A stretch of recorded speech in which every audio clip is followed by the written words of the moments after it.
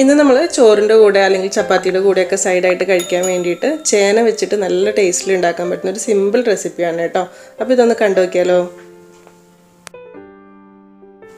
അപ്പോൾ ആദ്യം ഇതിലേക്കായിട്ടുള്ള ഒരു 350 ഗ്രാം ചേനയാണ് എടുത്തിട്ടുള്ളത്. തൊലിയൊക്കെ കളഞ്ഞിട്ട് ഈ വലുപ്പത്തിലാണ് മുറിച്ചെടുത്തിട്ടുള്ളത്. ഒരുപാട് ചെറുതുമല്ല എന്നാൽ കൂടുതൽ വലുതും അല്ലാത്ത രീതിയിൽ മുറിച്ച് കഴുകി വൃത്തിയാക്കി എടുത്തിട്ടുണ്ട്. ഇതൊന്ന് വേവിച്ചെടുക്കണം. അതിന് വേണ്ടിയിട്ട് കുറച്ച് വെള്ളം വെച്ച് നന്നായിട്ട് തിളച്ച് വരുന്ന സമയത്ത് അതിലേക്ക് ഇട്ട് കൊടുക്കുക. ഒരുപാട് വെന്തുടയേണ്ട ആവശ്യമൊന്നുമില്ല കേട്ടോ. ഒരു 2 മിനിറ്റ് ഒന്ന് തിളപ്പിച്ചെടുത്താൽ മതി. ചെറുതായിട്ടൊരു പകുതി വേവ്, ബാക്കി നമ്മൾ ഫ്രൈ ആക്കിയിട്ട് വേവിക്കുന്നുണ്ട്. അപ്പോൾ അടച്ച് വെച്ചിട്ട് ഒരു 2 മിനിറ്റ് ഒന്ന് തിളപ്പിച്ചെടുക്കുക. നന്നായിട്ട് തിളച്ച് വരുന്ന സമയത്ത് കുറച്ച് ഉപ്പ് കൂടെ ഇതിലേക്കൊന്ന് ഇട്ട് കൊടുക്കണേ. ചെറുതായിട്ടൊന്ന് ഉപ്പ് പിടിച്ചോട്ടെ. അങ്ങനെ ഇപ്പോൾ ഒരു 2 മിനിറ്റ് നന്നായിട്ട് തിളച്ചിട്ടുണ്ടായിരുന്നു. അപ്പോൾ ഞാൻ ഗ്യാസ് ഓഫ് ആക്കിയിട്ടുണ്ട്. ഇത് നമുക്കിനി കോരിയിട്ട് ഒരു സൈഡിലേക്ക് മാറ്റി വെക്കാം. നല്ലോണം ഒന്ന് ചൂടാറിയിട്ട് വരട്ടെ.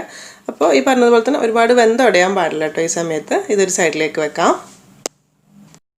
ഇത് ഒരു ബൗളിലേക്ക് ഇട്ട് കൊടുക്കുക. എന്നിട്ട് കുറച്ച് മസാലപ്പൊടികൾ ചേർത്തിട്ട് ഒന്ന് ഫ്രൈ ചെയ്തെടുക്കാൻ വേണ്ടിയിട്ടാണ്. ചൂടൊന്ന് അറിയാൻ വേണ്ടി സമയം ഉണ്ടെങ്കിൽ വെയിറ്റ് ചെയ്യുക, അല്ലെങ്കിൽ കുഴപ്പമൊന്നുമില്ല. ആദ്യം ഒരു 1.5 ടേബിൾ സ്പൂൺ മുളക് പൊടി ഇട്ട് കൊടുക്കുക. ഞാനിവിടെ കാശ്മീരി മുളക് പൊടിയാണ് എടുത്തിട്ടുള്ളത്. അത്യാവശ്യം നല്ലൊരു കളർ ഉണ്ടായിക്കോട്ടെ എന്ന് വിചാരിച്ചിട്ട്. ഒരു 1/4 ടീസ്പൂൺ മഞ്ഞൾപ്പൊടി, പാകത്തിനുള്ള ഉപ്പ്, അതിൻ്റെ കൂടെ തന്നെ ഒരു 1 ടേബിൾ സ്പൂൺ കോൺഫ്ലോർ കൂടെ ചേർത്ത് കൊടുക്കുന്നുണ്ട് കേട്ടോ. കുറച്ച് നല്ലൊരു ക്രിസ്പി ആയിട്ട് കിട്ടാൻ വേണ്ടിയിട്ട്. ഇതെല്ലാം കൂടെ ചേർത്തിട്ട് നന്നായിട്ടൊന്ന് മിക്സ് ആക്കി എടുക്കുക. കൈ വെച്ചിട്ട് തന്നെ മിക്സ് ആക്കുകയാണെങ്കിൽ നന്നായിരിക്കും. ഇതുപോലെ നന്നായിട്ട് മിക്സ് ആക്കി എടുത്ത ശേഷം ഇനി ഫ്രൈ ചെയ്തെടുത്താൽ മതി. റെസ്റ്റ് ചെയ്യാൻ വെക്കേണ്ട ആവശ്യമൊന്നുമില്ല. കുറച്ച് ഓയിൽ നന്നായിട്ട് ചൂടായി വരുന്ന സമയത്ത് ഇതിലേക്ക് ഇട്ട് കൊടുത്തിട്ട് ഫ്രൈ ആക്കി എടുക്കുക. അപ്പോൾ 2 ബാച്ചായിട്ട് ഫ്രൈ ചെയ്യണമെങ്കിൽ അങ്ങനെ ചെയ്തെടുക്കുക കേട്ടോ. അത്യാവശ്യം നന്നായിട്ടൊന്ന് ക്രിസ്പി ആയിക്കോട്ടെ, എന്നാൽ ഒരുപാടങ്ങ് ഇതാവും വേണ്ട. ചേന നമ്മൾ ആദ്യം ഒന്ന് തിളപ്പിച്ചെടുത്തില്ല, അപ്പോൾ അതുകൊണ്ട് തന്നെ ഒരു പകുതി വേവ് അതിലായിട്ടുണ്ടാവും. ബാക്കിയുള്ളത് ഇതിലൂടെ ഇങ്ങനെ വേവിച്ചത് ഈ ഒരു രീതിയിൽ അത്യാവശ്യമൊക്കെ ഒന്ന് ഫ്രൈ ആയി വരുന്ന സമയത്ത് നമുക്ക് എണ്ണയിൽ നിന്ന് മാറ്റിയിട്ട് ഒരു സൈഡിലേക്ക് വെക്കാം. അപ്പോൾ ബാക്കിയുള്ള കുറച്ച് ചേനയും കൂടി ഇതുപോലെ തന്നെ ഫ്രൈ ചെയ്തെടുക്കാനുണ്ടാവും. അതുകൂടെ ചെയ്തിട്ട് ഒരു സൈഡിലേക്ക് വെക്കുക. ഇനി നമ്മൾ ഫ്രൈ ചെയ്യാനെടുത്ത ഓയിൽ കുറച്ച് കൂടുതലുണ്ടെങ്കിൽ ഒരു ഇത്തിരി മാറ്റി വെക്കുക. എന്നിട്ട് ബാക്കിയുള്ള ഓയിലിലേക്ക് ഒരു ടേബിൾ സ്പൂൺ വെളുത്തുള്ളി കുറച്ച് നീളത്തിൽ മുറിച്ചിട്ട് കൊടുക്കാം. അതിൻ്റെ കൂടെ ഒരു ചെറിയ കഷ്ണം ഇഞ്ചി, 1 ടേബിൾ സ്പൂൺ ഒന്നും വേണ്ട കേട്ടോ, ചെറിയ കഷ്ണം ഇഞ്ചി നീളത്തിൽ മുറിച്ചതുകൂടി ഇട്ട് കൊടുക്കുന്നുണ്ട്. പിന്നെ ഒരു 2-3 പച്ചമുളക് എടുക്കുക. എരിവ് നോക്കിയിട്ട് മതി കേട്ടോ, കാരണം നമ്മൾ കുറച്ച് ഉണക്കമുളകും കുരുമുളക് പൊടിയൊക്കെ ചേർക്കുന്നുണ്ട്. അപ്പോൾ എരിവ് കൂടുതൽ വേണമെങ്കിൽ മാത്രം 3 എടുത്താൽ മതി. പിന്നെ കുറച്ച് കറിവേപ്പിലയും കൂടി ഇട്ട് കൊടുക്കുക.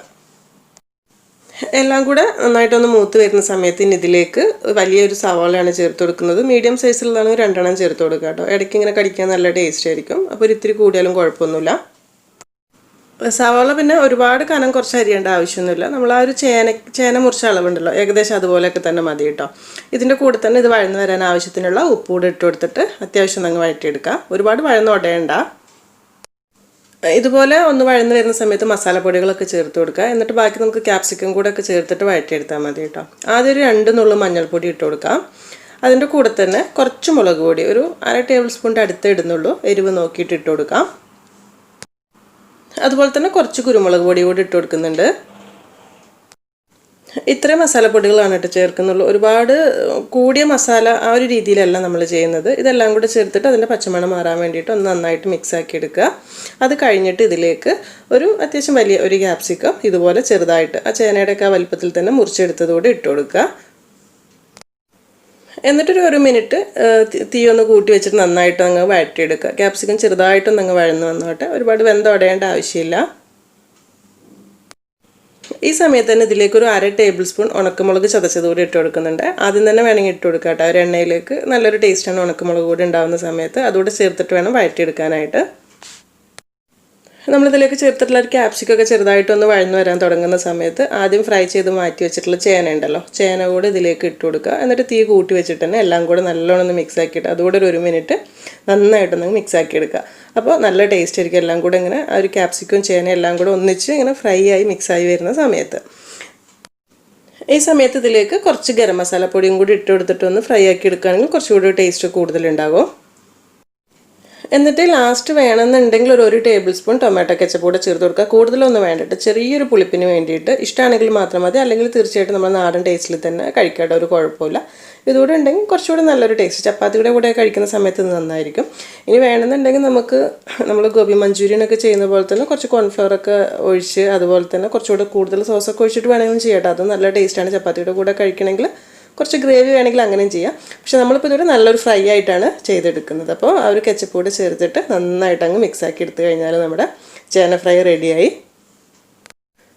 ചൂടോട് കൂടി തന്നെ ചോറിൻ്റെ കൂടെ അല്ലെങ്കിൽ ചപ്പാത്തിയുടെ കൂടെയൊക്കെ കഴിക്കാം. അല്ലെങ്കിൽ വെറുതെ എടുത്ത് കഴിക്കാനും നല്ല ടേസ്റ്റാണ് കേട്ടോ. ഇത് ചേനയൊക്കെ ഫ്രൈ ആയിട്ടിരിക്കുന്നതുകൊണ്ട് തന്നെ.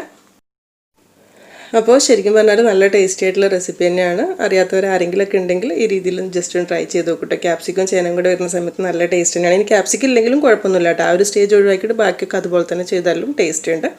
അപ്പോൾ നിങ്ങൾക്ക് ഇഷ്ടപ്പെട്ടിട്ടുണ്ടെങ്കിൽ ചെയ്യുന്ന സമയത്ത് ഫീഡ്ബാക്കൊക്കെ അറിയിക്കുക. ഇനി എന്തായാലും നല്ല റെസിപ്പിയായിട്ട് പുതിയ വീഡിയോയിൽ കാണാം. താങ്ക്